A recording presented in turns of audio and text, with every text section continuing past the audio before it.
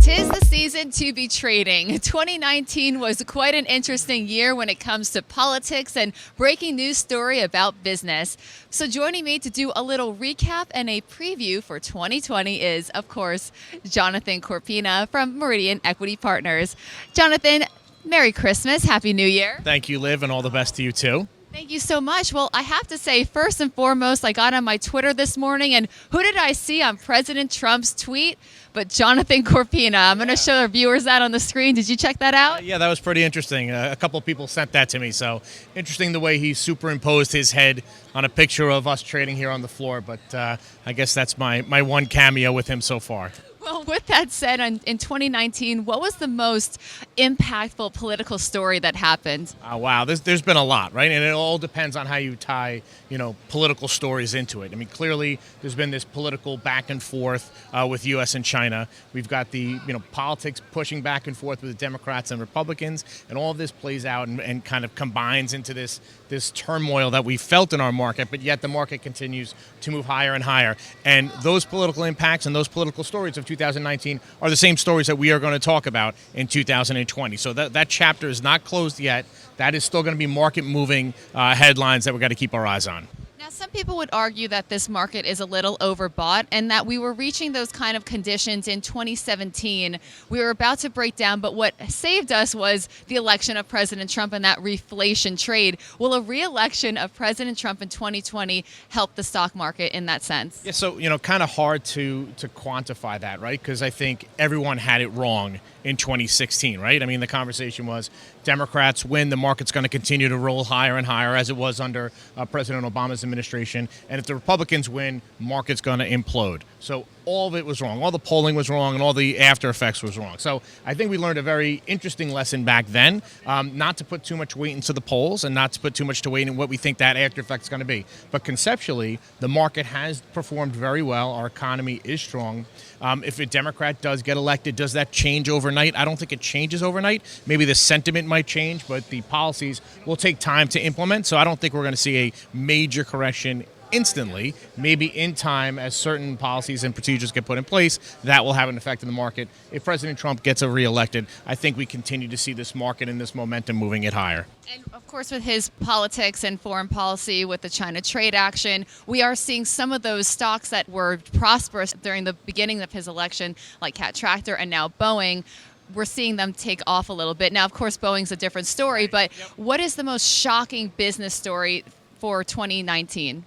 Most shocking business story. Listen, I think Boeing. You've mentioned that the way that has played out, the way that I think Boeing was hoping that this would kind of go away quickly and quietly, and now they're still trying to push ahead forward. And we're seeing the headlines recently that things are going to have to really significantly get pulled back from that point of view. And listen, I think overall, on a macro sense, two things that we have to continue to look at in the retail sector, the larger conglomerates really just kind of taking over and little by little knocking off the little brick and mortars that are out there. And from a technology point of view, we continue to watch that and those after effects that we're going to see from the U.S.-China relations, how that's going to get affected. The suppliers of Apple, the suppliers of these larger technology companies, what happens to them in this whole tariff play. So that too might have an effect there.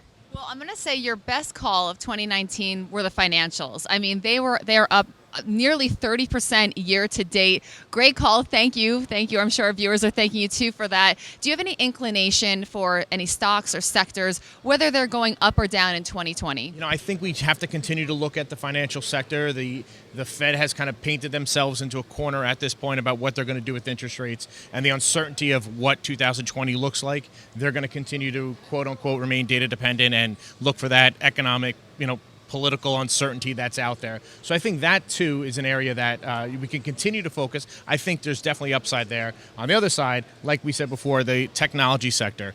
Yes, the big household names, the Apples of the world, yes, those are good long-term investments for people. But the smaller names, the suppliers that are out there, and how this U.S.-China relation is going to play out, I think is going to have an impact on the technology sector that can certainly put pressure there. Look, I think we're in phase one or at the end of phase one or getting to phase one.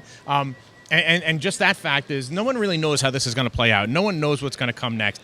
I, for one, I'm not fully convinced that we are where we think we are, and that at any given point, one tweet, one conversation, one cancel meeting can really shake this whole thing up. So yes, market has continued to move higher. Sentiment is there, but let's not get too overconfident just yet. All right, so any tweet, as long as it has Jonathan Corpina in the tweet, we might see some green on the board like we are seeing today. How about strategy? What strategies worked for you guys in 2019, and are you changing that as we head into an election year, which is crazy to say? Yeah, I think the normal conservative strategy is investing in those household names that you're comfortable with, the ones with the higher dividends, where you feel comfortable that market shifts back and forth, you're going to be able to weather that storm. The other side to that is if you've been not all in, but if you've been in this market in a point where you feel confident, you've really enjoyed this wave moving higher. And we can go through 2019 and talk about those headlines in China, interest rates,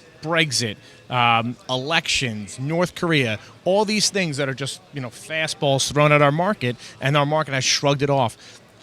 I can't imagine we're going to continue to see the returns that we saw in 2019 translate into 2020, but all those headlines that are still there, the market has absorbed them, so the market feels to me that it's going to continue to move higher. So long-term market strategy, market effects, I would continue to be in this equity markets. It clearly has legs to it. It clearly has power to it. And if the elections go as we think they're going to go at this point, the market should be able to sustain nice returns for 2020.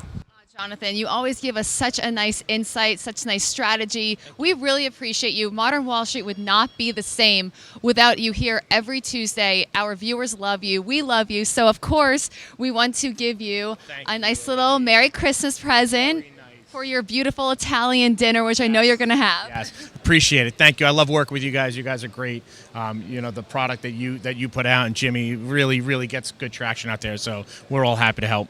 Thank you so much. Well, Merry Christmas, everyone. Happy holidays. Happy New Year. Jonathan and I are going to be back in 2020. You're not working the half day? No, I'm not working the half day. I'll be here if anybody wants to talk.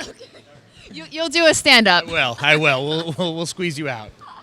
No problem. They probably rather listen to you anyway. But anyway, he and I will be back in 2020. That's Jonathan Corpina from Meridian Equity Partners wishing you happy holidays.